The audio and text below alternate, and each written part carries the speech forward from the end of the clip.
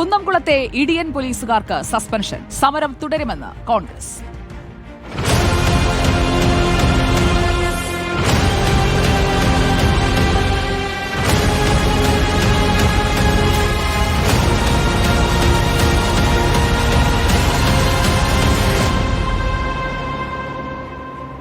കുന്നംകുളത്ത് പൊതുപ്രവർത്തകനായ യുവാവിനെ മനുഷ്യരാരും ചെയ്യാത്ത രീതിയിൽ ക്രൂരമായി മർദ്ദിച്ച 4 പോലീസുകാർക്ക് ഒടുവിൽ സസ്പെൻഷൻ.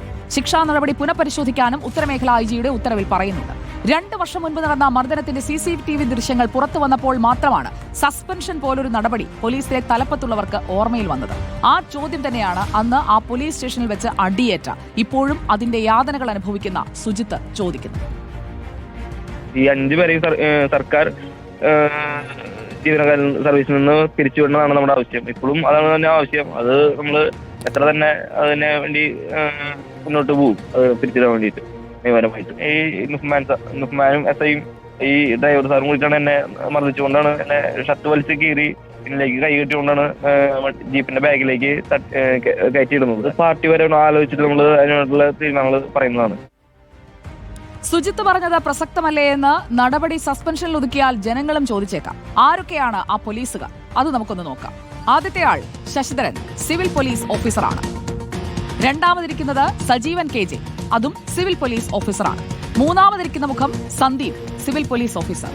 നാലാമത്തേതാണ് നുഹ്മാൻ, സബ് ഇൻസ്പെക്ടറാണ്. ഈ 4 പേർക്കാണ് ഇപ്പോൾ സസ്പെൻഷൻ കൊടുത്തിരിക്കുന്നത്. അതും മറ്റൊരു വഴിയില്ല എന്ന് ബോധ്യപ്പെട്ട സാഹചര്യത്തിൽ റോഷിപാൽ നമുക്കൊപ്പം ചേരുകയാണ് ന്യൂസ് നൈറ്റിൽ. Roshipal, good evening. ഒടുവിൽ ഗത്യന്തരമില്ലാതെയുള്ള ഒരു സസ്പെൻഷൻ. ഇടിയൻ പോലീസിന് കിട്ടിയ പണി ഇത് പോരാ എന്ന് പൊതുജനം പറയുന്നുണ്ട്, പ്രതിപക്ഷം പറയുന്നുണ്ട്. സസ്പെൻഷനിൽ ഒതുക്കി ഒന്ന് കാര്യങ്ങളൊക്കെ ശാന്തമാക്കാനാണ് ഉദ്ദേശിക്കുന്നത്. എങ്ങനെയാണ് ഈ നടപടിയെ നമ്മൾ കാണേണ്ടത്? റോഷിപാൽ.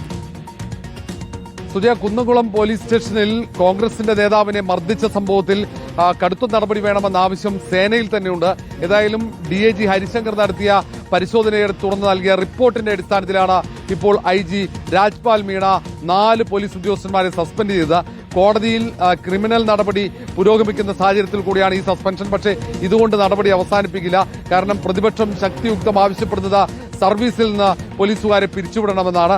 ദൃശ്യങ്ങൾ പുറത്തു വന്ന സാഹചര്യത്തിലാണ് ഈ നടപടി. ഏതായാലും ഈ നടപടി കുറഞ്ഞുപോയെന്ന ഒരു വിമർശനം പ്രതിപക്ഷത്തിന്റെ ഭാഗത്ത് ഉണ്ടാകുന്ന പശ്ചാത്തലത്തിൽ കൂടി നേരത്തെയുള്ള ശിക്ഷാ നടപടി പുനഃപരിശോധിക്കാനുള്ള തീരുമാനം കൂടി IG എടുത്തിട്ടുണ്ട്. IG നോട്ടീസ് അയക്കും. 4 ഉദ്യോഗസ്ഥന്മാർക്കും 15 ദിവസത്തിനകം തന്നെ വിശദീകരണം നൽകാനാണ് അവർക്ക് നിർദ്ദേശം നൽകിയിരിക്കുന്നത്. അതിന്റെ അടിസ്ഥാനത്തിൽ നൽകുന്ന വിശദീകരണത്തിന്റെ പിന്നാലെ കടുത്ത നടപടിയിലേക്ക് പോകും. ഒരുപക്ഷെ ഈ 4 ഉദ്യോഗസ്ഥന്മാരെ സർവീസിൽ നിന്ന് പുറത്താക്കാനുള്ള സാധ്യത കൂടിയുണ്ട്. ഇനി രാഷ്ട്രീയമായി പ്രതിപക്ഷം അത് ഉപയോഗിക്കുന്നതിന് മുമ്പ് തന്നെ കടുത്ത നടപടി എടുക്കുക എന്ന ഉദ്ദേശം തന്നെയാണ്. നിയമോപദേശത്തിന്റെ അടിസ്ഥാനത്തിലാണ് ഇപ്പോൾ സസ്പെൻഷനിലേക്ക് പോയത്. ഇനി കൂടുതൽ കടുത്ത നടപടി എടുക്കാൻ വേണ്ടി സംസ്ഥാന പോലീസ് മേധാവി തന്നെ നിയമോപദേശം തേടിയിട്ടുണ്ട്. ഓക്കെ, വ്യക്തമാണ് റോഷിപാൽ.